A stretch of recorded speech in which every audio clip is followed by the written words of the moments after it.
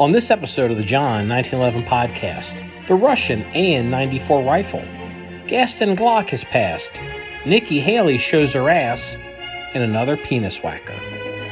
Okay, good evening, everybody. This is Kraken, Danny, and Marky, and this is episode 326 of the John 1911 podcast. I've got the full band together. I should, if I could afford it, I'd pay for the Boys Are Back in Town music, but we can't afford that. So it's been a while. How's everybody been? Well, you first, been Danny. awful. Oh no, go ahead, Kraken. Actually, kind of trying to catch up with Christmas. We wound up getting snowed out. We were going to go to the mother-in-law's, and she wound up getting 16 inches of snow. So we're actually doing Christmas tomorrow.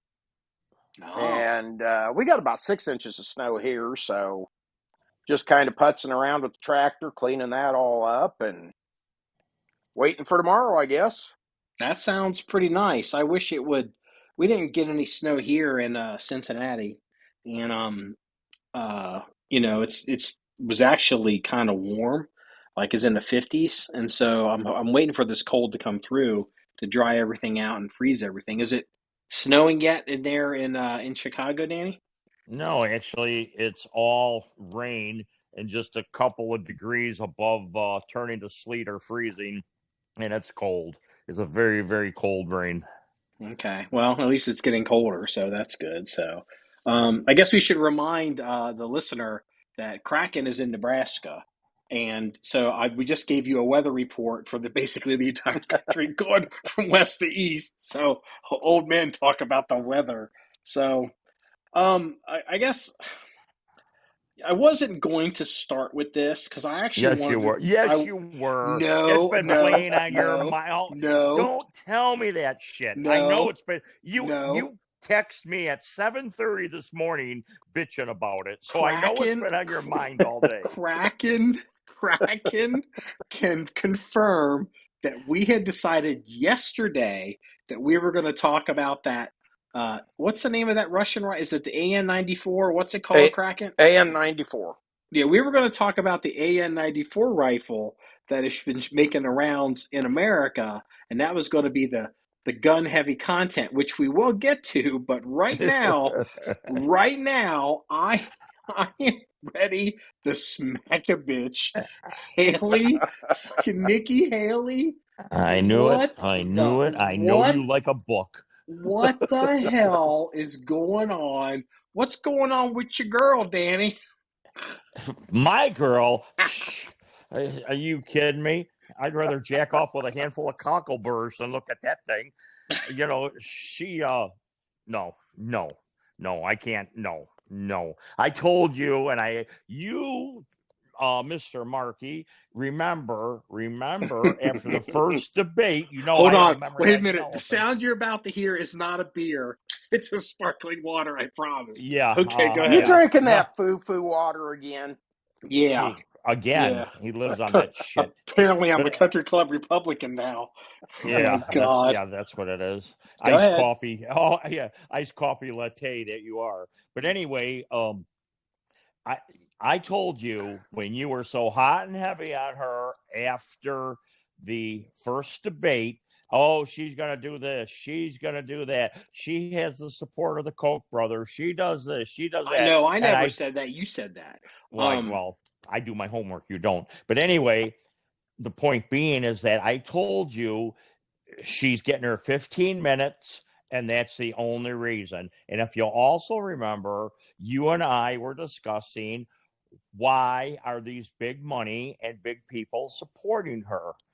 I look for such a fallout after this from all her major donors to be unbelievable. I think they're going to hang her out to dry. They can't, because they do not. Yeah, they do. Well, they got no one. They got no one else to back to try to stop Trump. Here's the point: she's the sinking ship. Do you want to hang on with her and go down? No. Well, okay. So I want to clarify a few things, just for the benefit of the listener at home and for my sacred honor. You will remember that I had reached out to you some months ago, probably in the spring, and I was like, I don't know who this Vivek Ramaswamy dude is, but he is really interesting, and he really seems to know real answers to real questions. And no one he announced, and like who? And I was like, he's apparently from Cincinnati. I was like, who knew? And think about where we've gone from spring, where everyone's like Vivek who, and it was DeSantis was kind of the heir apparent, and it was a debate whether Trump was going to maybe pick DeSantis, or if Trump falls, DeSantis will be the guy for some reason. Now here we are in December. Okay, DeSantis has basically turned into an autistic retard. Nikki Haley is slit her own throat with this revisionist history stuff, and Vivek Ramaswamy's still in it. He just won't quit. And it's just how the thing is, you people that want to predict the future on politics, I've learned you just can't. 9 months is an eternity. So that's where we are today. But what's supposed to happen to Nikki Haley since you know what? Hold on. Let's back up here, because we probably have a lot of people that still don't know exactly what she did. Danny, can you explain, since you're the chief political correspondent, can you explain to the listener in very short order what Nikki Haley did? She fucked up. All right. You want short answer. She was in New Hampshire. She was at a town hall. During the question and answer period, they did not ever show the person's face, but he asked her point blank, what do you think was the start and the cause of the Civil War? She went into how do I want to put this? She went into, let's say, the Ivy League diatribe instead of the root cause. The diatribe meaning, well, it was over industrial, it was over states' rights, it was over expansion west, and they didn't want these southern business owners bringing slaves, this, that. All the other answers that are part of the answer, but not the main crux of the answer. So again, the same person that asked her the question asked her again, why can't you say slavery? Again, she evaded the word, she evaded the nomenclature going along with it, and she completely diverted to something else. Now, today on the news, she is backpedaling as fast as you've ever seen, trying to clarify her answer. Oh, before she did the backpedal of, yes, the Civil War was because of slavery, before she did that backpedal, her camp released a statement and said that the question was an unfair gotcha, it was a setup gotcha question. It was a plant, yeah. It was a plant. And it's like, okay, it's like, wait a minute, it's like, hold on, let's just back way the fuck up here, Missy. Okay, Nikki Haley is not her name. Her name is like Nicarama, whatever, Ramaswamy like, and both her parents are immigrants from India. She is the former governor of South Carolina. She's the one that pulled down, I think I think it was, I don't think it was the actual Confederate flag. I think it probably was Lee's battle flag, what most people call the Confederate, from the State House. And there is actually in Charleston, South Carolina, I've been there. I've been in the building, is the Museum of the Confederacy or something. Like it's interesting. So my point is, she is not somebody who should be like an acolyte of this revisionist history that a lot of people like to do about the Civil War. It's like, well, it wasn't about slavery, it was about states' rights. And my answer to this question has always been, because I've had these arguments for 30 years with people. And this argument with me this morning. Yeah, I blew up at your ass this morning. So, but before I go into it, let me give a couple statements of fact for the listener, and maybe you guys may not even quite remember or know. Number one, I am from the South. Number two, I am the direct descendant of slave owners. Number three, I have a family member that actually was a letter carrier for Robert E. Lee during the war.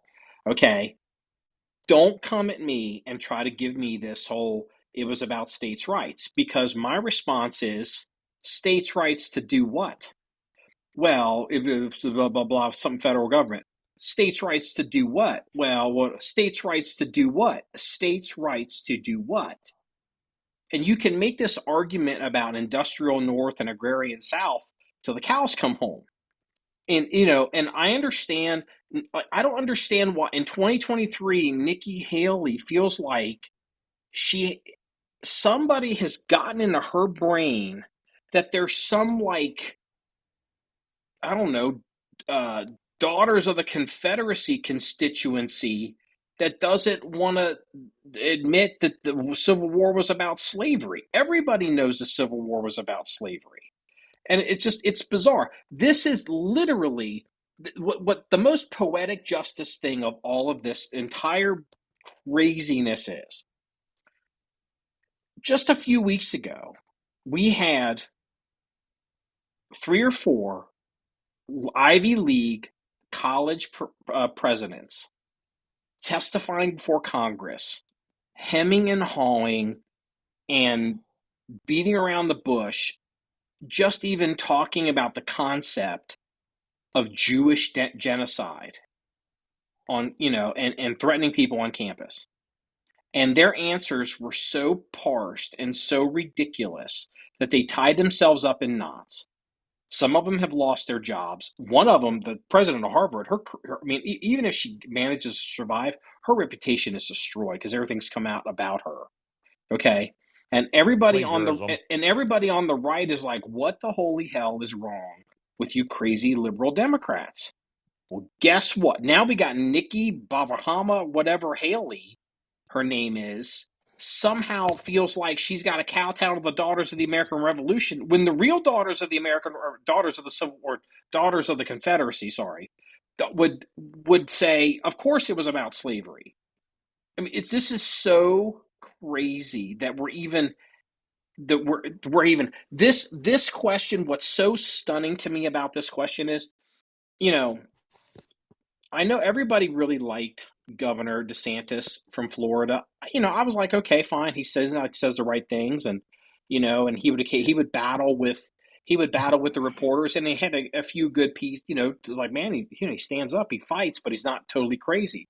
But then what happened was you started seeing things with his judgment, and like you just realize he's got 1 or 2 good punches, but he's not a well-rounded fighter. And then some of the decisions he made, like the funny boots. Like, just weird shit like that, and it's just like, he's kind of faded. And I got to be honest with you, Nikki Haley, and this has been seen in the support she's been getting from the mainstream party and from everybody else. And as much as the Trump people want to downplay, and look, I call Nikki Haley as fake as a $3 bill because she's a politician. But the reality is, for Donald Trump to win, for Republicans to win in 2024, they have to unite the party. I hate to tell you this, that they have to unite the party. Ronald Reagan hated George Herbert Walker Bush. George Herbert Walker Bush, ever heard of voodoo economics? Talk about Ronald Reagan's Governor Reagan's economic policies? That didn't come from Democrats. That came from George Herbert Walker Bush in the primaries. But you know what? They had to unite the party. Nikki Haley was obviously going to turn into a real viable option for uniting the party. And now it's like she never would be, because she was always deep into the swamp. And if you play back the last 1 or 2 pods, I have said that on numerous occasions. Okay, all right, she's too much of an insider. Okay, all right, that's fine. That's totally fine. And Mike Pence wasn't? Of course he was. But to me, I'm not going to go into a long synopsis, but Trump has raised awareness of how many of these politicians actually are in the swamp. and actually are in it for themselves. And Haley, she's as phony as a $3 bill, and I seen right through her. And to this day, I am still going to say Trump will win the nomination. You talk about uniting the party. You don't think all of these states wanting to kick Trump off the ballot is a good unification practice? Of course it is. Well, it'll be interesting to see when that's kind of going off on a tangent there. It will be interesting to see if the Supreme Court steps in and stops some of this. Wait, stop. You're very educated. You don't think they're going to step in? Yes, of course. How could you kick somebody off a ballot that hasn't even been tried or convicted? Well, okay, all right. So yes, because I told you it was going to get kicked off the ballot. It was going to get reversed. The only real question is whether the justices are going to come back with a 9-0 or whether they're going to try to split hairs on it. No, because you'll see. My money's on Sotomayor going against it. But the thing is, and we're getting, and there's a couple problems here, and this opens up a door in a conversation about Joe Biden no one's going to like. So, okay, one of the things that the president has, and the founding fathers realized this when they created the country, was they couldn't have a situation where private citizens can sue the president, because you would just mire the executive branch down in constant litigation. Like, you can't sue him personally, him or her personally. So he has this, it's called presidential immunity, okay? And, all the things that they say Trump did and all the things that they're saying, that they don't like that Trump engaged in, he was president when he did that. So even if you agree that what Trump did comes up to, to the charges. Insurrection. Well, I don't even know if he was even charged for that. But the mechanism for dealing with that in a president, it's a political decision, and it has to be done. It has to be done with impeachment, because the problems you have here with all this criminal shit going on is it just becomes this giant. Everyone's going to whack each other based off, where on the political spectrum they fall. Now, here's where I got some bad news for everybody. All these things that people want to impeach Joe Biden for, they're talking about the money, and they're talking about the the influence peddling and all that kind of stuff. I think there might be one where Joe may have gotten a little bit of money when he was vice president under Obama. None of that happened while he was in government.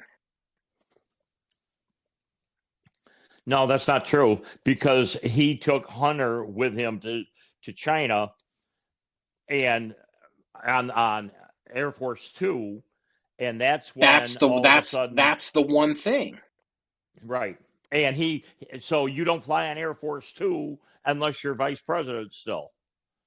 And that's what I said. That's what I said. One thing, there might be one when he was vice president under Obama. And that is it. And then all of a sudden, Joe's bank account went from $300,000 to what, $3 or $4 million? Oh, it was a loan from his brother.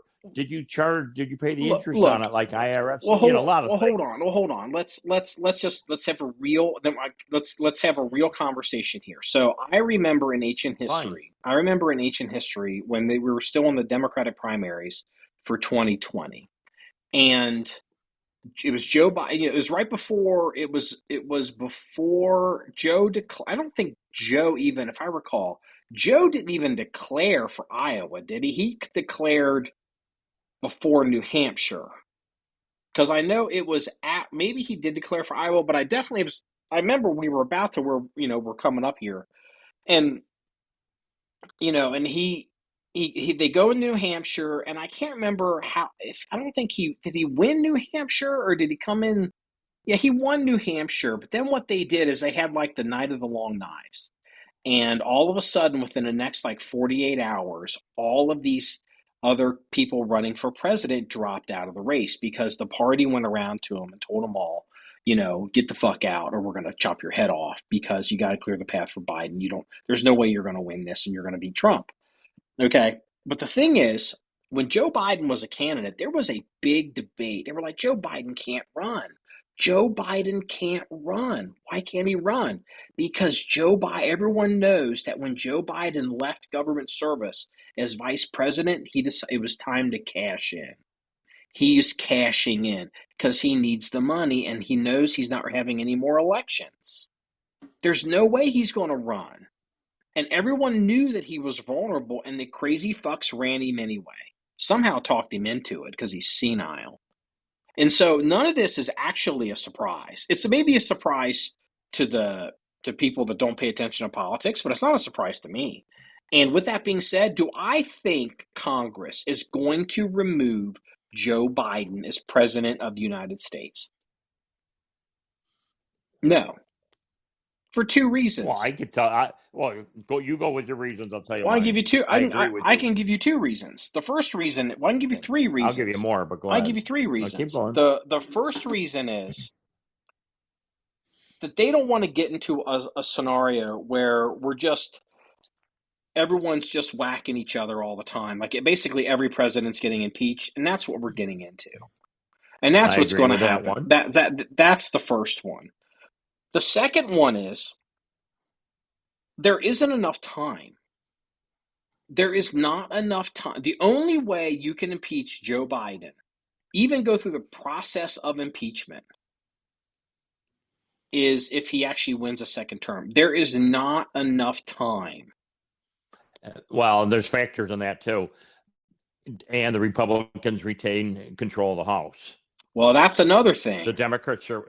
That's where I'm coming from. And as of now, it's 50-50. And you actually think Kamala would vote to make the 51st vote to impeach him? Hell no. Well, maybe if she really wanted to. I'm not even confident that the Republicans are going to hold the House. Oh, they'll hold the House, I believe. Yeah, I think. Okay, hold on. Wait a minute. Let's be specific. Just off the top of my head, like, what do they have? They had a 7-vote majority, and then right. They lost that guy in New York. Well, they lost the guy in New York. Okay, the McCarthy is, I think, going to be out, and I don't know what's going to happen as of New Year. But there's no guarantee if a Republican's going to replace him. Brad Winstrup. Oh, they have to. Well, no. There's going to be an election, and they may not win. He's from California. Okay, hold on. Brad Winstrup out of Ohio. Is he Ohio 2 or Ohio 2? He is decided that he is retiring, which is a longtime Republican seat, and it's part of the reason why I've evacuated the city. His seat's. He probably is. I can't guarantee that his seat's not going to go Democrat. Lauren Boebert, okay, she only won the last election by like 500 and some votes in her district.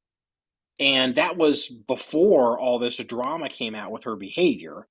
And the person who almost beat her last time is running again against her. So what's happened is there's an adjacent county or adjacent district to hers where the guy over there is retiring. And so she is now moving to that district. She announced it yesterday. So she's going to run in, let's just say it's Colorado 17 and she was in Colorado 16. I'm making that up. Right. Yes, I did. So, but here's the thing. Even if Lauren Boebert wins re-election, well, her seat's probably going to go Democrat. Dude, I'm down 4 or 5 right there. Here's the thing. Go ahead. No, but here's the thing. We've been through this. We've been through the red waves coming that didn't come. There's all these Senate races that should have gone Republicans' way in these states, like in Georgia and some of those other places that didn't. And I'm not sitting here entirely confident that even if Trump somehow wins, or they don't steal it from him, that he's going to have a Congress he can do anything with. I think he will, because I don't think it'll be a red wave, but I do think there's going to be a lot of coattails that he'll push people over the finish line, albeit it might be a slim majority. But I do believe the Republicans will control the House. Now, here is the whole ace in the hole on the Senate. Will a Republican win Manchin's seat? Now that Manchin's going to retire. Yeah. That's the question. Pretty much. That's pretty much a guarantee. I can, as a son of West Virginia. I mean, oh, your alma mater. That's right. I forgot about that. Dude, I actually know Joe Manchin. Like, I mean, I actually know the guy. He's got higher aspirations. You know that. No, not really. Joe Manchin. You got to understand. Joe Manchin comes from a different time. Okay, Joe Manchin. The high water mark in Joe Manchin's career. The high watermark in his career, like when he had the most fun and probably the most power and most enjoyment as a politician when he was governor of West Virginia. He's a very popular and powerful politician within that state, a state that has traditionally been Democrat but is turned Republican. But this idea that West Virginia, even to this day, is somehow Republican, like really Republican, is a lie. It's like working man Democrat, and they like Trump. Those people don't like fucking George Bush. And, if he had his druthers, he'd go back to West Virginia and run for governor again against Jim Justice. Well, he's going to come out as one of the passengers on Epstein's plane. I'm betting on it. Maybe that's why he's getting out. No, I'd take that bet. I take that bet in a heartbeat. He's not. Yeah, I think you'd be surprised who they're protecting on that list. Well, I mean, we'll see. But I mean, do you have any reason to? Why would you just want it to be true, or do you have some indication? No. I just so you don't have any reason I think to be true. Yeah, I do. He is so solidified in whatever he wants. Why is he giving up a super safe Senate seat in a Republican because district? There's some dirt somewhere. No, it's real simple because I can tell you because you've been looking at West Virginia for about 5 minutes and I've been looking at West Virginia for 30 goddamn years. Joe Manchin was hating the Senate so much that the last time he won re-election, he almost didn't run. He wanted to go back to West Virginia and run for governor again. That's a true statement. Joe Manchin became senator when a seat came up, and I think it was when Byrd passed, and he took Byrd's seat, but he has been so not happy in Washington, and he's like 76 years old or something. He's still in his late 70s. If he runs again, he's going to be in his mid 80s. Let me filibuster while I look up Joe Manchin real quick. His age. Just say something because I don't want dead air. Kraken, are you still there? Yep, I've just been listening to you guys. Well, I think of you, even though Marky hasn't. Dick. Well, unfortunately, he is 76 years old. If he runs for re-election again, I mean, he's looking. He'll be 83. He'll be in there when he's 83. Right, because it's a 6-year term for him coming up this time. Well, not necessarily. No, not necessarily, because it's getting. Didn't he just do it 2, and now this one's a 6? No, he did. This is his second 6, I think. Oh, his second 6. Then it'll be a 2 or a 4. No, there's 6. Once though the only way he'd get up. No, every Senate seat is 6 years. Unless he, I thought there's a 2. No, there's not a 2 unless you assume someone else's seat. But the thing is, like Joe Manchin, like he's got some problems. Like, remember he made the deal with Biden on the Inflation Reduction Act, and yes. Then like they turn around and fucked him. Like Joe Manchin doesn't want to go down as a loser. I think Jim Justice is actually going to run for his seat. Big Jim. I know Big Jim as well. I know Jim Justice. I just talked to Jim this summer. Does he have the money behind him? He's a billionaire. Well, that would do it. He owns the coal companies, and he owns some farming operations, and he owns the Greenbrier. Oh, really? Mm-hmm. Oh, he owns the Greenbrier? He most certainly does. As a matter of Big Jim, He saved the Greenbrier because the Greenbrier was Is that going out of. Is that the one above ground or the one Well, underground? he owns all of it. Yeah, because it was going out of business. CSX Railroad owned it for years because CSX, it was part of one of their ideas because they ran trains, is they wanted to give people a reason to, have someplace to buy train tickets to.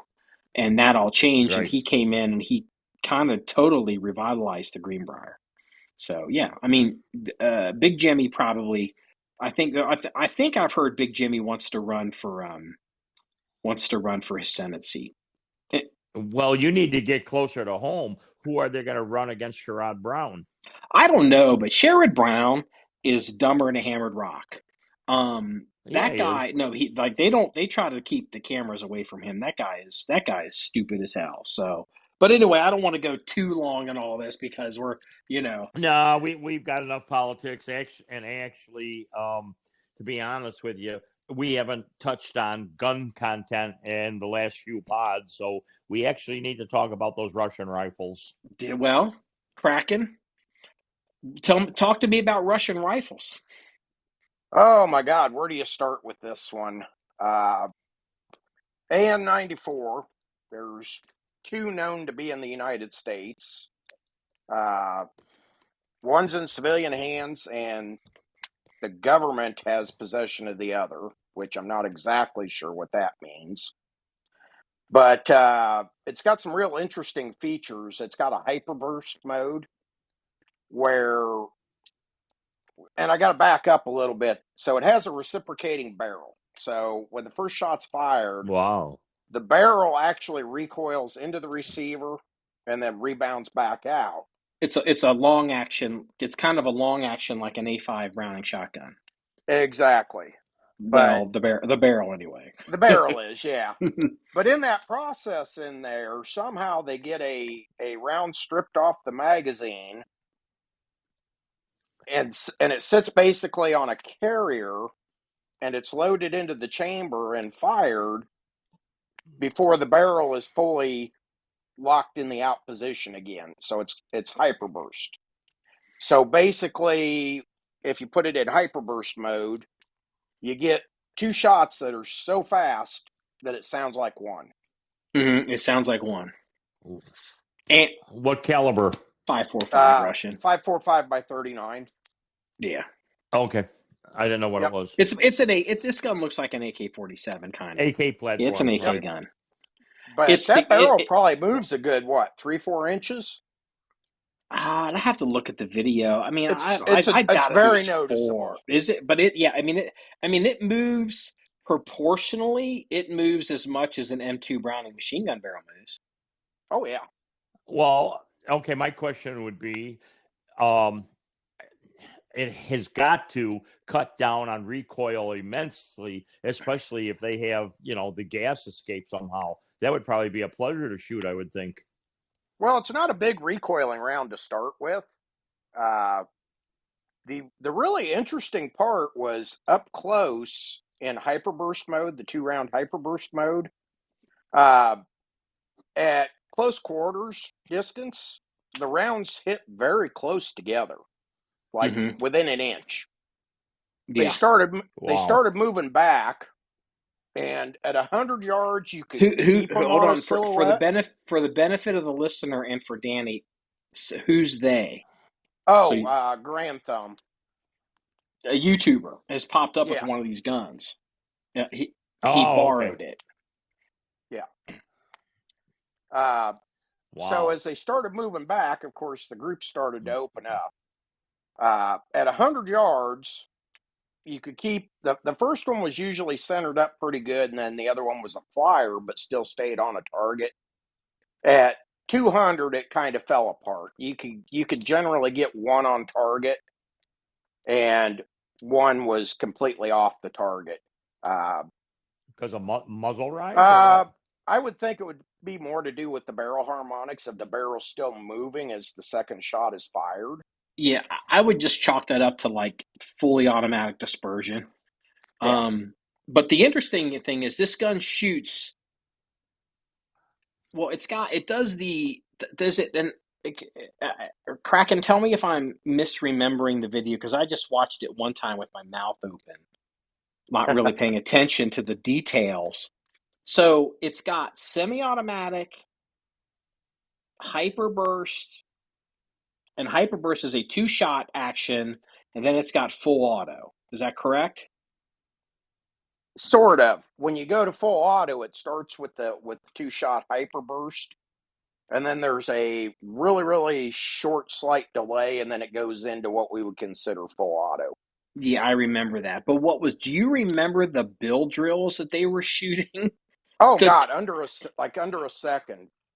A bill drill, Danny. A bill drill is typically 6 shots. One with a handgun. It's 6 shots. I do it from a draw. 6 shots in like A zone on a target at 7. I think it's 7 yards. I think some people shoot at 6, but I believe it's technically 7 yards. And 1, 2, 3, 4, 5, 6. And this thing, it can do, because it shoots the 2 shots so quickly. You're literally, it's like 3 pulls of the trigger gets you 6 shots. And these guys were getting bill drill hits again with a rifle. They were under a second, right? Isn't that what you said? I think the best time was .89. It's like, oh my God. Wow. And That's you insane. could cover the group. It was maybe I don't know. After about 3 rounds, you could probably cover the group with a roll of masking tape. Mm-hmm. Yeah, it was like, it wasn't all over the paper. It was like definitely covered with your fist easily. Yeah. And and so the thing is, this gun, what makes it interesting is the Russians. You got one thing. Look, we can all kind of cap on the Russians a little bit. I've been known to do it. But one thing the Russians have always kind of been able to, at least traditionally, been able to do, is they do have some really smart people in Russia, and they come up with some stuff. And they may not, their execution may not be as good as it could be, but they sometimes, invent things. For example, this is going to come as a shock to everybody. So, Ronald Reagan, we had the F-117 stealth fighter, the fighter bomber that we developed in the 70s, and we had it in the 80s to fight the Russians, the Soviet Union in Eastern Europe, or Western, in West Europe.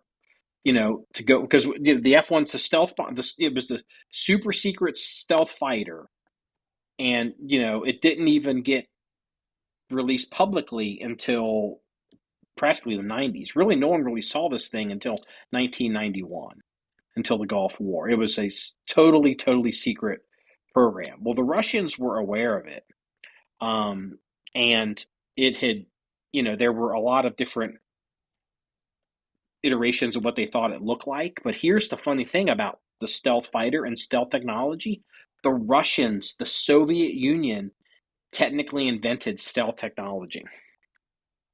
What happened was, And we stole it. no, we didn't even steal it. What happened was, a Soviet scientist wrote a paper on I'm probably going to use the wrong word, the refraction and reflection and absorption of radar signals, on material and at angles. And he wrote a paper just kind of describing it theoretically and published it. The Americans saw the paper, and the scientists were like, I don't know if we could do something with that. And they used that paper as the basis for inventing the F-117 stealth fighter, which the original stealth fighter was called the Have Blue program. And that technology was developed specifically from a Soviet scientist theoretical paper that they published. It wasn't like a top secret thing, like it was an academic paper. Like, the Russians can come up with some shit, and this gun is super interesting, but it's so complicated. They invented the Russians developed this gun with the idea of possibly fielding it with all of their military. But number one, I guess it's too expensive, and number two, it's so complicated it it probably would never actually stand to be adopted by general use because it would probably get too fouled up. Like it literally has a cable and a pulley system in it, right, Kraken? I'll tell you what, I saw that and I had flashbacks to trying to get my garage door fixed. Because that's literally, it looks like a miniature garage door pulley system with a little cable on it and a 180-degree pulley, and it reciprocates back and forth on a cable. Yeah, it's just... Yeah, but from what I read, if you'll remember, they also said that the Thompson had too many working parts also, and that proved to be pretty good. Yeah, the reality is the Thompson is a commercially successful, machine gun, 45 caliber, but from a real world standpoint, Thompson does kind of suck a little bit. Like, I mean, it's so the people pick up the a Tommy gun, they're like, "Holy shit, this thing's heavy!" Like, it is so heavy. Like, it's just not. It's not as it. Look, I'm not saying it's a terrible gun. I'm not saying that. But what I'm saying is, a lot of people have an opinion of a Tommy gun that comes from movies, not from real life and actual application. Like a lot of people have the same opinion about how like RPGs work, like RPG rockets, RPG sevens, like just everything about them that you see on TV isn't true. Like the first thing, if you ever actually carried a real RPG 7, they're fucking heavy. Just the tubes, like they're heavy as shit. I mean, it's like carrying a lead pipe around, and then you got to carry the rockets, and then the idea, like the rocket, it's just like it doesn't. They're here and they're there. They're gone. Like the way they work and the way people think that they're not like, you just can't pick up an RPG 7 and just be running around with it like you can with a rifle. It's like carrying a pretty heavy machine gun around. They're just heavy. Like, but in Hollywood, if you're carrying a rubber one, it looks cool. Like, guys are running around and commander rolling and doing all this stuff. The Tommy gun's kind of the same way. The Tommy gun is not the amount of weight that you have to deal with, with that gun to try, and your limited range with 45 ACP. It's not a very practical gun at all. It really isn't. I'd maybe probably take. I mean, if I had to have the caliber, I don't know. I mean, Kraken, would you disagree? Would a grease gun be better than a Tommy gun? Like From a weight standpoint, it's going to be a lot more portable. So yeah, I'd probably take a grease gun over a Thompson because they are heavy. And on the flip side, the Thompson does eat up recoil pretty decent because of the weight. But if you got to hump that thing very far at all, you're going to have long monkey arms by the end of the day. Yeah. Yeah, but grease guns were also stamped. They weren't. They're not milled. Yeah. Hand manufactured like a Thompson. Oh yeah, yeah. That's they made a mass production. Well, I mean they mass produced Tommy guns too, but like they've even simplified. If you look at the early Tommy guns versus the later ones, I think was it the early one, the 1928? Is that right? Do I have that right? The 28, is that the early one, or is the 28 a middle one? And then there's because like the Tommy guns, like at one point they got rid of all the fins. The heat sink on the fins, and like the Tommy guns that you see in World War II, like the GI Tommy gun, is not as it has less machining on it to make it than the original Tommy gun, because the original Tommy gun's more like a, I'm not gonna say Rolex watch, but the amount of machining to machine a lot of that stuff is just off. It's off the charts compared to just making a smooth barrel and stuff. So anyway, we're kind of going off on a tangent. So to get back to the AN-94, and what caught my attention in the AN-94 and why I've been talking to Kraken about it is, I don't know this for certain. I wouldn't be in a position to know it. I don't know. I haven't talked to anybody, and I wouldn't really be in a position to talk to anybody. But one of the rumors that we have heard was that Larry Vickers was trying to bring. He got in trouble for probably bringing a FAMAS into the U.S., a fully automatic FAMAS, as a as a dealer demo, as a LE demo gun to import it, which is, they really had no intention of actually trying to get law enforcement sales with it. And apparently, if I understand it correctly, he was talking to his contacts in Russia, because these guns are extremely rare. There's only been, maybe 1,000 of them made ever, and there's not, there's probably not 100 of them or 200 of them floating around. They're just not, they don't exist in the United States. But apparently, he had secured one. If I heard it right, he had secured one in Russia.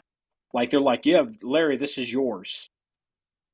He's like, "Yeah, it's mine." And like, he had planned on bringing it in later under some kind of thing. And that was part of he got jammed up on that because it was considered compensation or considered doing business with the Russians. And that was part of the one of the problems, because you're not allowed to engage in any kind of financial beneficial transactions or trade with the Russia, with the embargoes, because of the Ukraine war. And that specific, this gun that we're talking about that showed up on Garand Thumb's channel, that model of gun is, I think, what really probably did Larry in. It could have done, it really, could have done him in. It's just interesting. It's like, but then the question is, how the hell whoever Garand Thumb got that gun from, how'd they get the gun? Exactly. And what I want to know is, Yeah, had to get here somehow. when they made the comment, the only other one in America is in government possession, and that's all they said on it. Was that pre-post or post-post? Did somebody from Delta snatch it off a battlefield somewhere, or No. did Ivan the arms dealer sell one out the back of a truck door? See, okay, here's how this really works. So people, like, they want to talk about the CIA and battlefield pickups and all this. It's like, well, it's not really that sexy. There is an organization in the U.S. government whose job is to acquire foreign military technology, and it's called you've all heard of the CIA. And then there's a group called the DIA, the Defense Intelligence Agency. And you may here's a blast from the past, Danny. Do you remember General Michael Flynn? Yeah, he's Trump's favorite Right. general, and then he got all jammed up.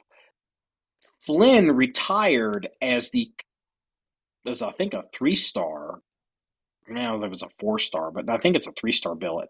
Is the chief of the DIA, Defense Intelligence Agency. And they're the ones that go out and, like, they're always trying to do things like, if there's a new gun on a tank, or there's a new round, or if someone shows up with something, they'll scoop it up. But apparently these AN-94s were sold commercially because they didn't get any military sales. And so, they were made for a number of years, and they were sold commercially, around the world, and they somehow picked them up that way. Well, Ian McCollum has done a video on one when he was in France.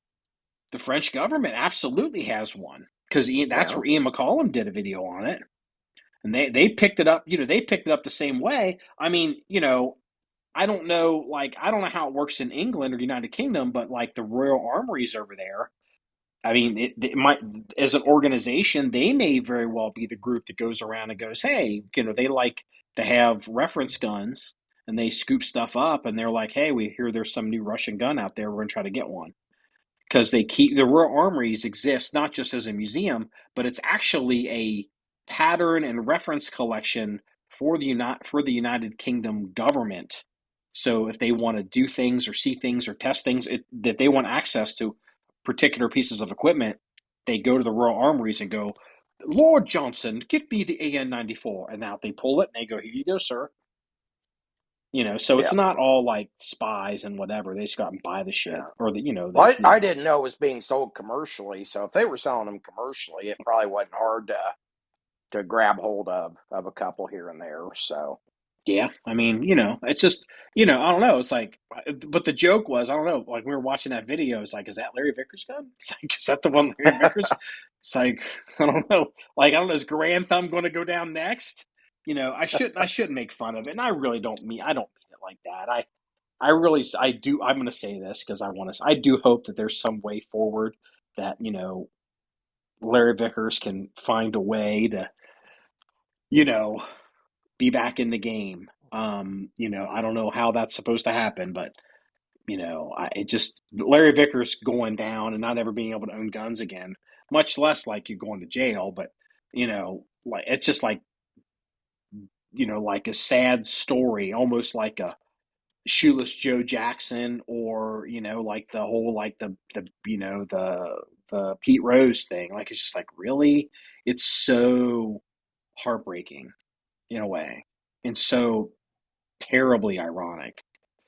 I just, you know, yeah, I hope Larry has a. Well, Larry Vickers has some history too. Well, yeah, I mean, he's a famous, member of Delta Force. I mean, I don't know how that works, but I mean, I don't think he was super famous when he was in Delta, but I mean, I don't know how that's. I mean, I don't know how that works. We'll just have. And he doesn't shoot a Wilson. Oh, no. I mean, no. I mean, no. Actually, no. No. I mean, no. Larry Vickers was the biggest. Oh yeah, or you just making a joke because they had a falling out? I think we don't know. Yeah. Okay. That's Yeah. yes, Apparently doesn't shoot well. yes. Come on, you're much younger than I. I would think your memory Dude, would be sharper. I am so like Jeez. cement and Amish blind right now. I barely have two brain cells to rub together. You know, uh, you know. Yeah, that's elderberry. Yeah, oh, yeah, you're drinking that elderberry So, wine. well, also You know, speaking on gun content, I guess we need to go ahead and at least mention this. Man, Gaston Glock passed away. 94? 94. Yeah. wow. Was his company family owned or was it corporate? Do you know? I don't know 100%. What I do know is it is based in Austria. They have various, like Glock, they sell and make Glocks in Russia. Last I checked, I think they make them in Brazil. Isn't there a factory in Brazil? They make them in Smyrna, Georgia. They make them in Austria. Um, I think those are all the Glock plants. Um, I know that when he got a divorce from his first wife, that it got real ugly. Because I think he owned the company Lock, Stock, and Barrel, or at least controlling interest in the company, and she tried to claim that he was doing something to basically keep her from her half. I believe that all got settled. And then he had hired at one point somebody to kind of run his affairs. He'd hired, I don't know, like a money man, not a money man, like a I don't know this specifically, and I'm going to use a term a lot of people are probably not familiar with. The only thing I can assume is he probably created like a family office, and so like I don't know this specifically, but a family office is like if you're super wealthy, you don't go to Merrill Lynch and hire a stockbroker and investment guy because you're paying them all those fees and you're looking for write-offs. You might as well just create your own investment house. And that investment house has one client, and it's you and your family and your son and your daughter and your in-laws and your dog and your, you know what I mean? And it's called a family office. A lot of very wealthy families have family offices, in case most people are familiar with that. And somehow there was a guy who was trying to take over control of Glock, I think. and he hired a hitman to assassinate Gaston Glock when he was in his 60s. I think this was in France. And they had what they wanted to do. Danny, have you heard this story? Kraken, No. No, have I you have heard not this heard story? this. No. So, okay, and if I didn't know there was going to be a quiz I would have studied. So what they did is they hired this hitman, I think was a former wrestler, like a WWE type wrestler. I'm not sure, whatever that would be in Europe. And they were like, okay, he needs to die so we can execute maybe certain paperwork so we can take control of the company. But it can't be murdered. So they came up with this idea that they were going to, since he was an older gentleman in his late 60s, which to me isn't that old, but okay. They got a rubber mallet and I think they attacked him in a parking garage, and they were going to beat him in the head with a rubber mallet until he expired, but they were hoping the rubber mallet would not leave wounds. So when the medical examiner, like these guys are real geniuses, the medical examiner was like, oh, Gaston, he passed out and hit his head and, hit the cement. And like, there's no obvious sign. Their plan was they thought they could get away beating him to death with a rubber mallet, and they wouldn't be able to tell that, they beat him to death. So this wrestler shows up, starts beating Gaston Glock in the head. Gaston Glock starts fighting back, knocks this motherfucker out. Knocked his ass out. Boom. Like, we're talking like Hiram Maxim levels of ass kicking here. And, and like they got arrested, that they, who hired you? Why are you attacking Gaston? I was hired by Henri. I don't know that real guy's real name. And, the guy in Belgium who and they arrested, all these people went to jail. And, the legend of Gaston Glock, don't cross that man, don't cross him. And, he didn't even have a gun to defend himself. He defended himself with his fists, He should have listened to his own advice and carried his original. Yeah, well, he was in France. He's not allowed to carry a gun. So, and I think at the time you're probably not allowed to carry a 9mm in France because it's a military. I think this happened in France. So, but anyway, yeah, he was an interesting guy. He's apparently a very private person, and I'm certainly not unfamiliar with. It gives new meaning to the word house. Yeah, but like he so he married a new woman, much younger than him. I think she's older than me. Pretty blonde woman, and she's into horses. And so maybe he was into horses initially too. Maybe that's how he met her, to be fair. But so they started it's a business, and it's called the Glock Stables. And it's like horse stables, and they're real fancy, they're real nice, and literally the word name Glock is like on the roof, and they have championship horses, and they breed horse, and like it's big money. And they even have a fleet of I don't remember what kind. We posted a picture one years ago, a fleet of company and his private jets, but they're large. They're not as big as Donald Trump's jet, but they're maybe 737 size. They're not 737s. They're European design, but they're jets, and they have their Glock written on them. He's a very private guy, but they do I'll tell you what, they push that Glock name around. I even forgot. I was at working SHOT Show. God, this was 20 years ago. I was working SHOT Show, and a guy that I knew who was a Glock dealer, and he was a West Point grad. He was like, "Holy shit, are you in Vegas?" I'm like, "Yeah." So I got invited to go to this. Glock used to have this fancy party, and so he's like, "Come to that. What are you doing tonight?" I'm like, "I don't know if I'm going back to that." He's like, "Come with me to the Glock party," and I'm like, "Okay, sure, why not?" And we go there, and this thing is like, I think what's the bagpipe? What's the police bagpipe group out of Boston? You know what I'm talking? Or is it from Life and Drum Corps? Well, there's Mr. one in Chicago too. Yeah, the Drum and I, Bugle Corps yeah, I or don't know fight where they whatever it brought is. these guys in, but it was that. Like they had like Glock carved in ice and like a dais and I mean it was this. I mean it looked like something out of Hollywood. And serving dinner to all these people, and it was like they spend money.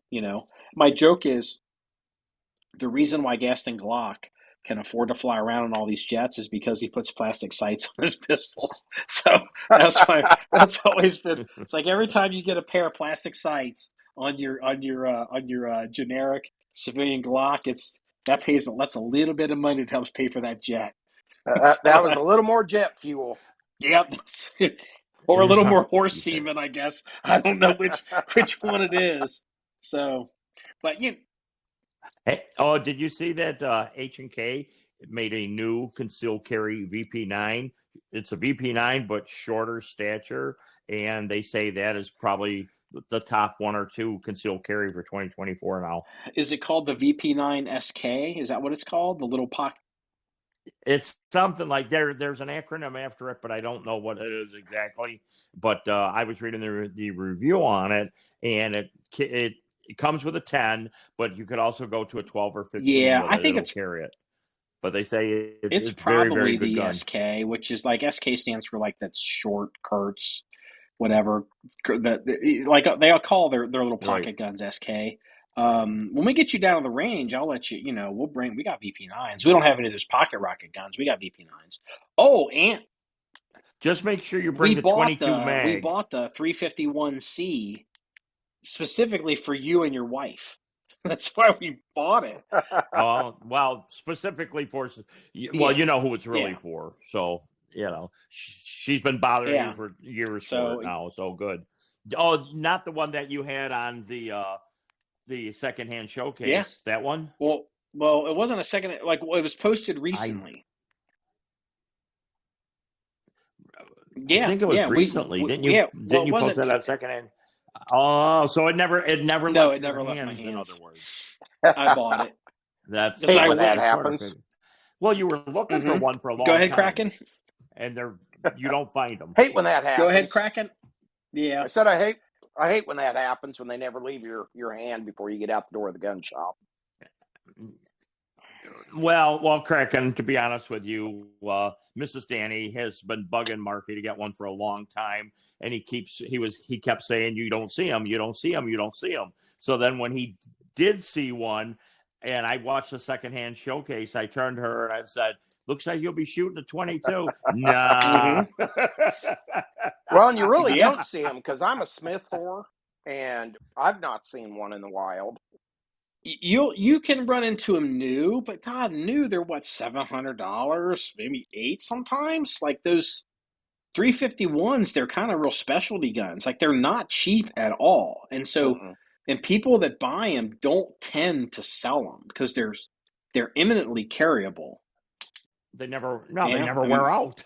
yeah, They'll last forever. yes, Is it that a is a J small. frame? You could shove this gun up your ass. It is so small. It is small. It is, yeah. Really? That's that.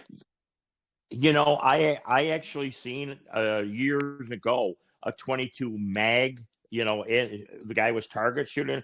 I was surprised with the ballistics out of that damn thing. I was thinking, a 22, long rifle thing, little hole like that. A 22 mag will Well, do the some real damage. sweet spot with the 22 mag is if you do any ground fighting or jits work, and you're rolling around in a pig pile, and you've got it somewhere where you can get to it or grab it An, from like around an ankle or an or an ankle gun, alternative an ankle position. holster. And what you do is you literally just put it right up against the dude's body and you pull that trigger, and not only are you getting the energy from the ballistic effect of the bullet, you're blowing all that blast and gas from that 22 Magnum into somebody's body. Like a contact shot with a 22 Magnum 351 would be horrendous.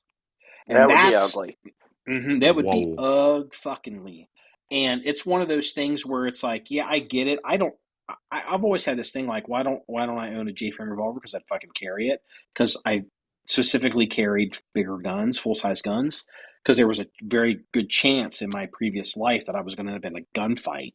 And, I didn't want to be fighting some little bullshit gun. If I'm going to die, I'm going to die with a real gun in my hand.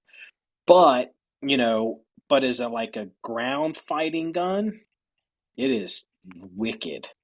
It is wicked, a wicked gun. And it's just brutal with this gun. It really kind of opened my eyes. And I used to work with this guy who's well known nationally, who kind of advocates for these kind of guns.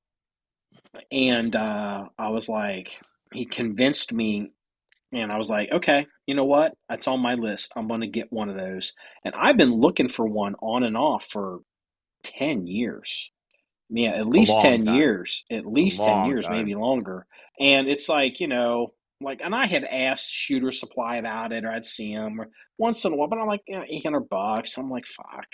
And it's like, it's just never the right time because I'm buying other stuff. And, I was like, well, I went into Shooters that one day and I was looking at the case and I'm like, hey, there's a 351. He's like, yeah, we know. Because I'd asked them about them and if they could get them at one point. And he hands it to me and I'm looking at it and it's got some wear on it. I go, wait a minute, is this a used gun? He's like, yes. I'm looking at the price. I'm like, fuck. Like, literally, I took a picture of it, then I handed it to him, and it said, write it up. Like that picture, you see my shoes? Like, I bought that gun about 15 seconds because I was talking about it and looking at it, and there was other people in the store. And once I start giving the speech I just gave about, man, this is like the jiu-jitsu gun. You could do this, you could do that with it. Like, it's terrible. Like, you just I'm actually surprised you put well, it the down to thing get is, your if I wallet had out. set it, if I had, it was like buying that. If I had set it down, I had sold it so well, they would have picked it Somebody up and else would like, have I'll bought take it. it, because they were looking at me like they were salivating, like, oh my god, like I never thought about it like that. I hope Like, he oh puts it down and says, I'll think about it and maybe be back. yeah, I'll be back. So yeah, we have one of those. Yeah, good. I can't wait to shoot that damn thing. Well, me a little bit, not so much as Yeah, who yeah. wants to shoot it. We'll get her set up. So, hey, just as Oh yeah. I want to talk about a couple things. Navy, for our Navy vet here, shipmate Kraken. Kraken's a Navy vet, and if you couldn't tell by his name, and two things I want to mention. So the first thing is, and I posted about it on Facebook. I did a banner on it because I just I was so impressed by the story. Is the destroyer USS Mason right now the most combat experienced ship in the United States Navy at this point? I would say probably not.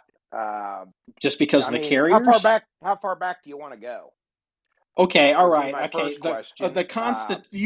The USS Constitution, slugged it out with the British. Yeah, Well, Yeah, the no, one I in was the going to say harbor. a that is little more still on the modern than books.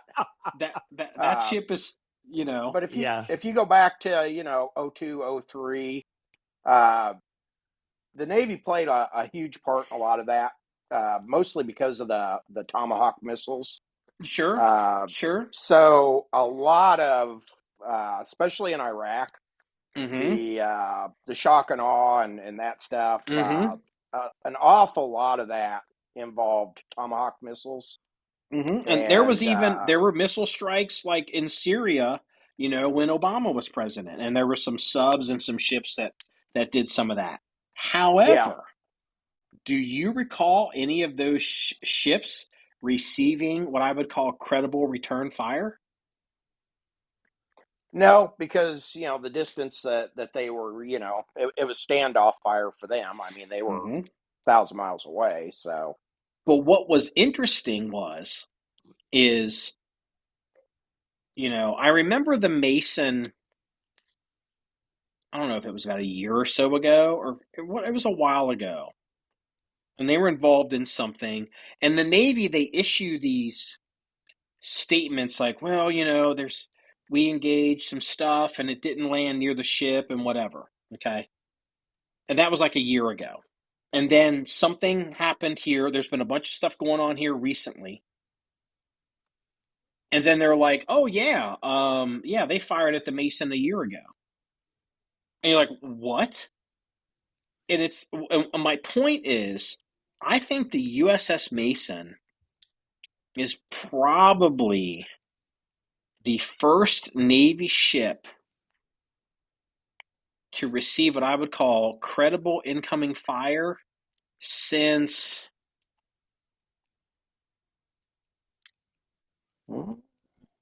let's see, I'm thinking here. There was an incident with the Iraqis fired some Tomahawks at the New Jersey during the first Gulf War, right? Yeah, and then They fired some. I think it's let's probably see. Exocets, and Yeah, we have Exocets and the Stark well, the Stark back in was the 80s. that was before. Yeah, but that was before.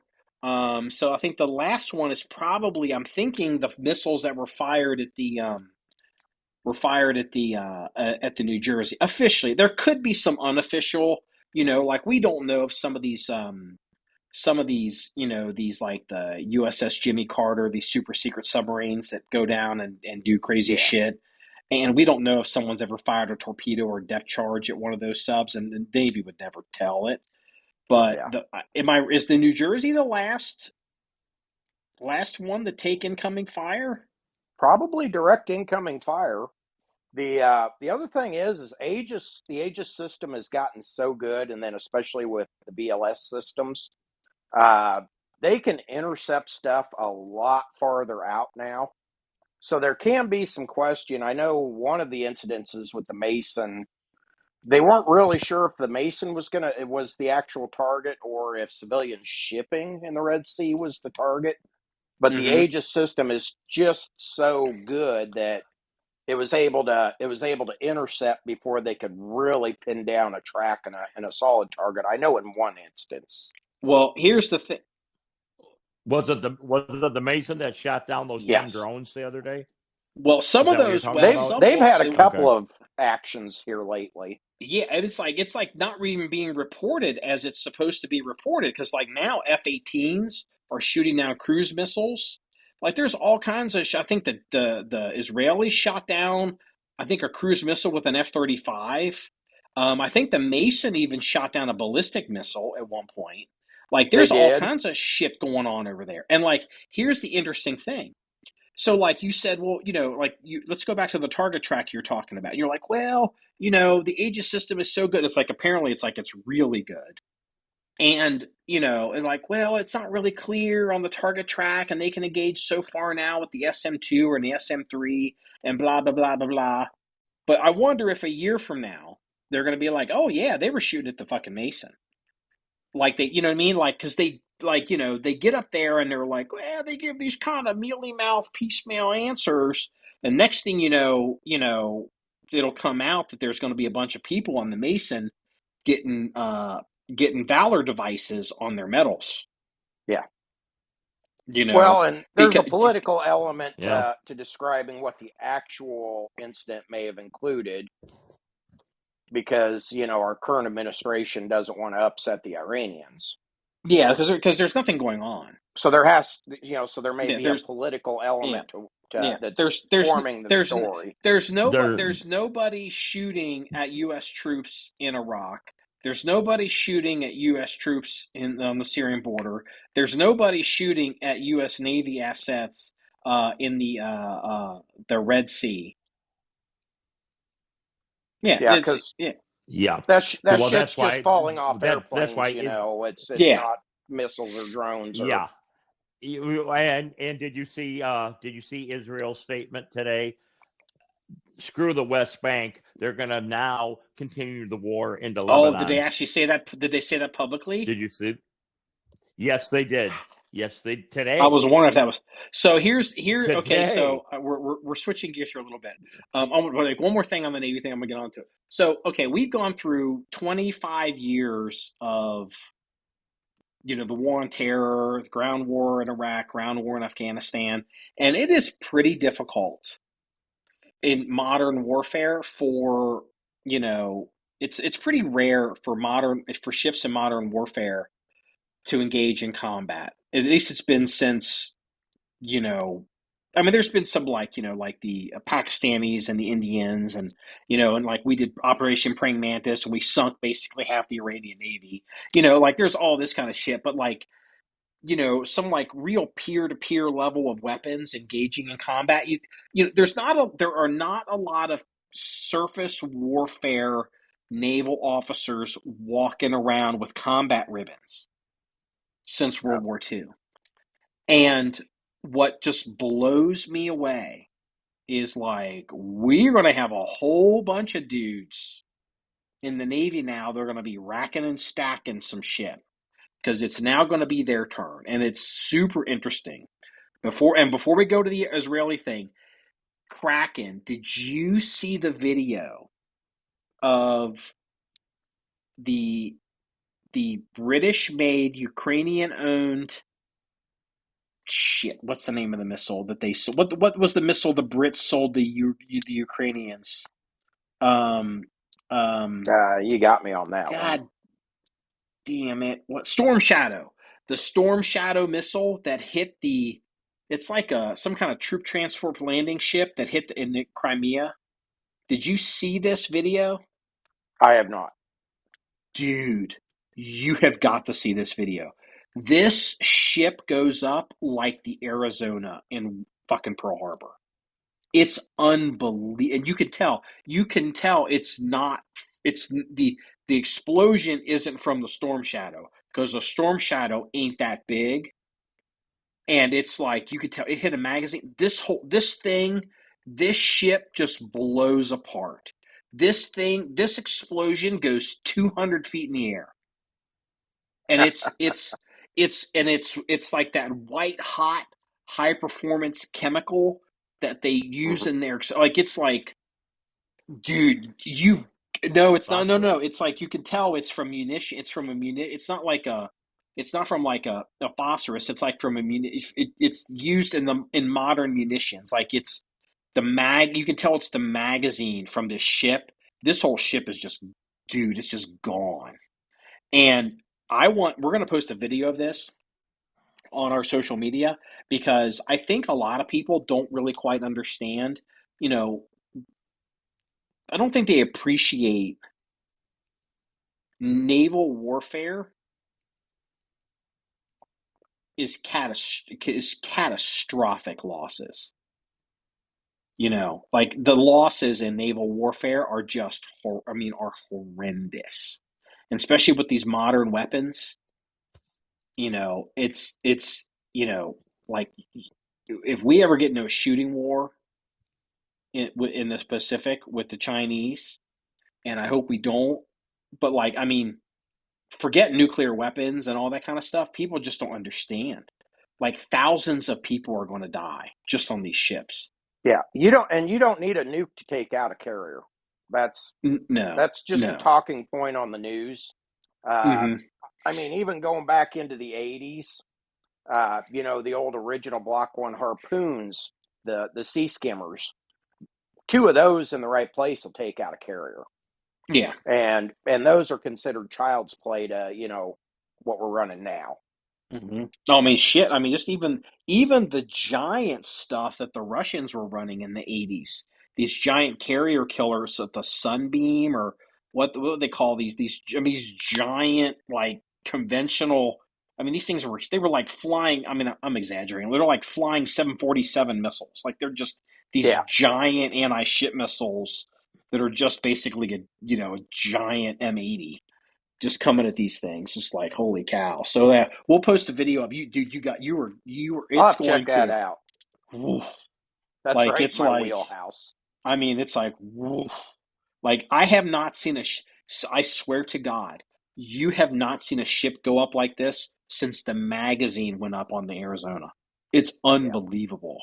And and the thing is, when you look at the fireball of like, the oil and the explosives, of the quality of the stuff from like 1941, and you look at the shit that's going up today, you're like, holy cow. You can tell it's all like way different. It's super interesting. So anyway, back to Israel. So, Danny. Yes. Israel said what today? Israel said that they are not stopping their ground war just on the West Bank and with the Palestinians. They are now going to go into Lebanon and continue going after the terror cells. So what has gone? It started making the rounds unofficially about a week or so ago. So a lot of in Israel, that's like they don't have an expeditionary military. Like you can be in the military and come home. Like you can be in the reserves and come home. You can be activated and come home because Israel's just not that big of a country. It's like the size of New Jersey. So a lot of people don't understand right now is that you know Israel is a country right now isn't really functioning. And what I mean by that is 100,000 Jews in the border with Lebanon have been evacuated because they're within immediate missile range of Hezbollah rockets. And you've got all the people that have evacuated around the Gaza district, around Gaza. So they have like 200,000 some people that are like internally displaced persons, basically refugees inside of Israel. They're Israelis. They're staying in hotels or staying in temporary facilities because they can't go home. And then on top of that, everybody's been called up. And so when you understand, like Israel has activated so many people relative to their size, their military, that like you go to do stuff, you're like, oh yeah, I need to call the computer company to get whatever. Sorry, Reuven is off at the war. Oh, I want to go over here. I want to do the sorry, whoever, Shlomo's off at the war. Like there's so many people that are not working right now because they're been activated for military service. Like everything in Israel has kind of stopped. They're not really functioning. Like they can't stay like this forever. Like it's people are like, oh yeah, ceasefire, peace, and just like they think that there's people living these everyday lives in Israel while this war is going on in Gaza, and it's like the whole country is mobilized for this. But what happened about a week or 10 days ago is the Israeli government started telling their reserves that said, we expect that you will be going home in January, so that this war is going to, your activation is going to be ending in January. However, expect to be called up again before the end of the year, probably in the next 6 months. And once they put that word out, that basically is telling everybody next up is Hezbollah in fucking Lebanon. Yep. And that's where they're going. And that is going to make, we'll see if it happens, because Hezbollah has, I think, 150,000 rockets. Like the amount of artillery and rockets that they have, like they even have precision guided stuff. Like they are a direct client of Iran, and like they have one of the fears that with Hezbollah is, and there's been some cross border fighting, and there's been some shooting and counter battery fire and some airstrikes and stuff. There's tit for tat, and Hezbollah has come out and said, well, we're not going to come in on the side of Hamas unless they're on their last legs, because Hezbollah is Shia and Hamas is Sunni, and they're technically not, and they're not friends. But the argument is, the fear is that Hezbollah can even target the nuclear facilities in Israel because they've got precision guided rockets. Like they just don't. They're not gonna, like a lot of the stuff in Gaza. They just shoot it. Some of it's better, some of it's worse, but a lot of it's just kind of ballistically fired, and just like you shoot it up and it's going to go down. It's going to land maybe 6 miles away. Yep. Poke and thing hope. is, the thing in Hezbollah, they have the ability to target things. They can target where they think the nuclear weapons are. They can target power plants. They can target specific sites. They could target, whatever. Oh, here's a story that didn't get made public. Do you know that Israel, about 2 weeks ago saved the Dome of the Rock mosque from being destroyed by a Hamas rocket? No, A I did not. somebody in Gaza fired a rocket that looked like it was aimed straight at the Dome of the Rock, which is the bullshit mosque that sits on top of the ruins of the Jewish temple on the Temple Mount. That's why there's all this drama, and it's like, and that's a site of a lot of drama there, and they think that somebody in Hamas fired a big rocket at the Dome of the Rock. Yeah, Dome. Yeah, no, is that the Dome of the Rock? Or no, it's the no, Dome of the Rock is in Saudi Arabia. I think it's Al Aqsa, the Al Aqsa Mosque. I think is what it's called. I apologize. But basically, the CRAM or like what's the one, the Kraken? What's the one the Israelis have, the Jericho? What do they call it? Not the what's their They're anti the Iron missile Dome. close in Iron Dome? It's the close in weapon system they have. But they were like, oh shit! Like if they hadn't fired and this thing, that they would have taken out that mosque. And they think they would have done it to try to inflame sectarian warfare and get everybody all pissed off, just the way that how the terrorists blew up the Blue Dome in Iraq. Yep. To try to get everybody all pissed off. The media's not covering my report, not at all. Israel is saving mosques at this point. Nobody's talking about it. Well, Marky, you bring up a very interesting point. How you said how Hezbollah has more modern missiles, this, that, and all the other thing. But the one thing they don't have, and the Israelis do have, is an air force. The Israeli Air Force will start taking out so many of those sites, it'll be unbelievable. Yeah, the problem is, and that's why they evacuated all these people out of the north that I mentioned earlier, is you can do that. That's the problem the Israelis have with Hezbollah and Lebanon is the exact same problem that the US military and the South Korean military has with North Korea. You could start the fight and you could win, but the problem is while you're hunting down these individual sites, they're pounding the shit out of Seoul. Like they're just gonna obliterate the city, and you're not gonna be able to get them all at first. And it's going to be the same problem for Israel. And also, the last time Israel went into Lebanon, there was a 2006 war, and one thing that had happened was that it kind of fucked up the Israelis, that they weren't expecting it, is Hezbollah had figured out a way to use Sagger anti-tank weapons as anti-personnel weapons. And so the Israelis were not prepared to receive all these anti-tank weapon fire into their ground troops. And they suffered a lot of casualties from that. And it was like one of the things where Hezbollah had come up with this tactic that they just weren't ready for. It's like, oh shit. It was like, I mean, it's going to be, Hezbollah could be a tougher nut to crack. It could be bad. I mean, Well, the problem the look- Israeli Air Force is going to run into is that's going to have to be a preemptive strike, because with 150,000 various missiles, you could easily overload the anti-missile defense system of Israel.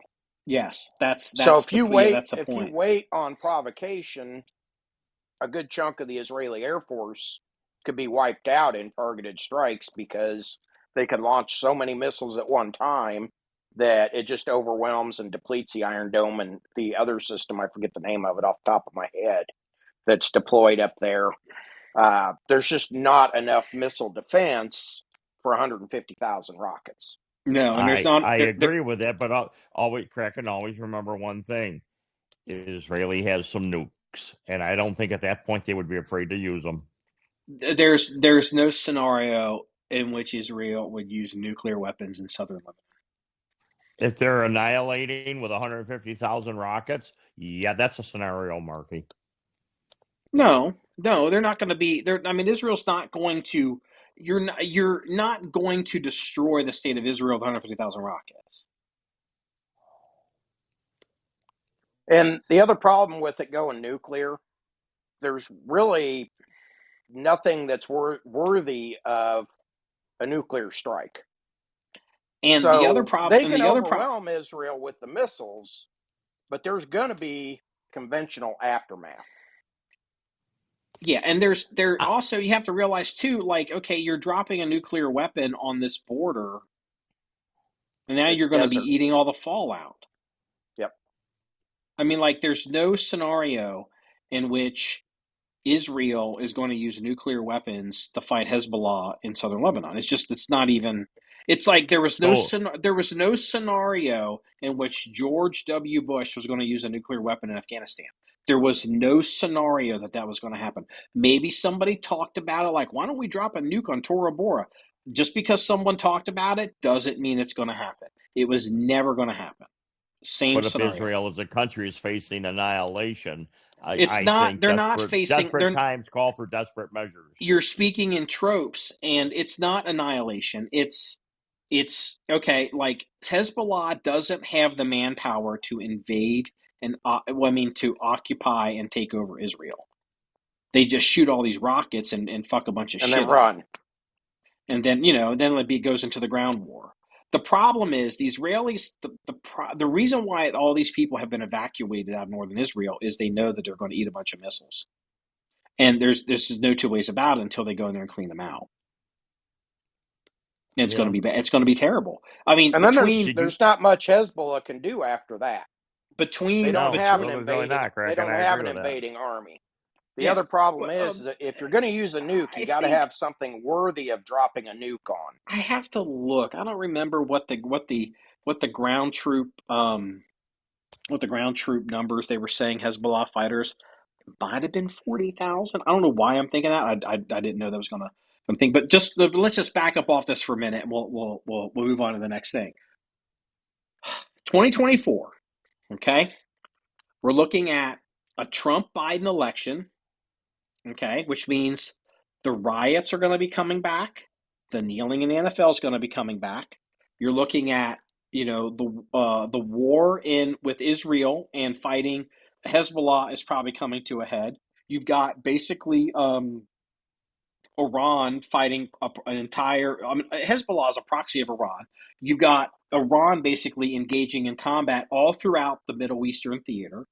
Okay, we are engaged in combat operations as far north as northern Iraq and as far south as the coast of Yemen.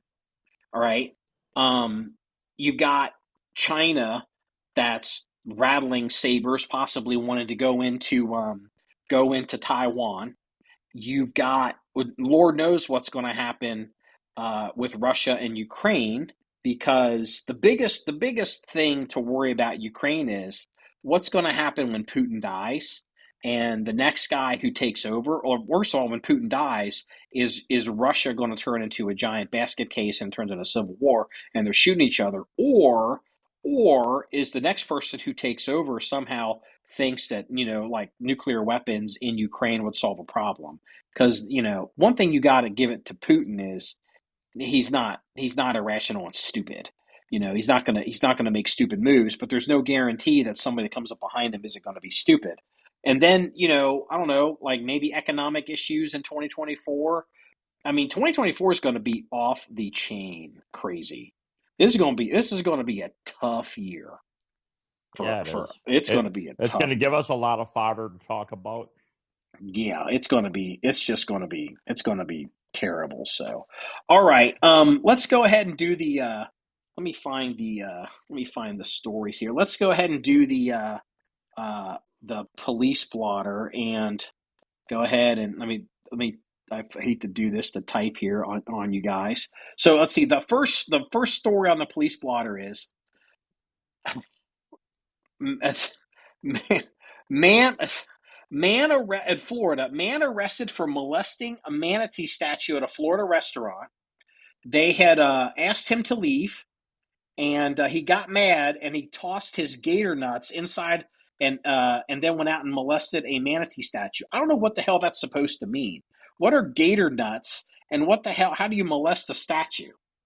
So that's my first. I thought it was funny. I guess you guys don't like that one. So the second police blotter. Are you guys there?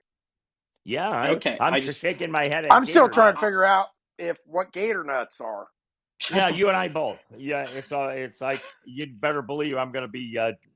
I'm not going to say deep diving on gator nuts. well, But no. I was asking myself, is that like gator tail just chopped up in fried pieces, or are they like somehow finding Or nuts maybe on? it's. Well, I've seen gator nuggets in sports bars down in Florida. Well, Maybe that I don't know. Or Yeah. is it anything like what do they call calf fries, Rocky the Mountain oysters. yeah. Oh, right, yeah. I'm Yeah, thinking of like a something. Rocky Mountain oysters thing. Oh, yeah, that's what I was thinking of. Rocky I'm just Mountain trying to oysters. figure out if an alligator has big enough nuts to slice up and roll in flour and fry. Because Well, I mean, hell, I I'd try guarantee you, I'm not going to roll one over and look. So the next Wind up story at some restaurant in Louisiana and order some gator nuts, thinking, I'm just going to get Yeah, chunks of gator by the tail. here I by the actually gross. have gator testicles on my plate. Yeah. Oh the my next God. police Yeah, blotter we're story. spaying gators. The next police blotter story comes out of Brazil. Woman gets upset at her husband, cuts his penis off, and flushes it down the toilet. And you're asking yourself, well, I don't know. What did he do? Well, apparently he slept with her 15-year-old niece. And you're thinking, well, that'll do it. So, yeah. And now apparently he's forgiven her.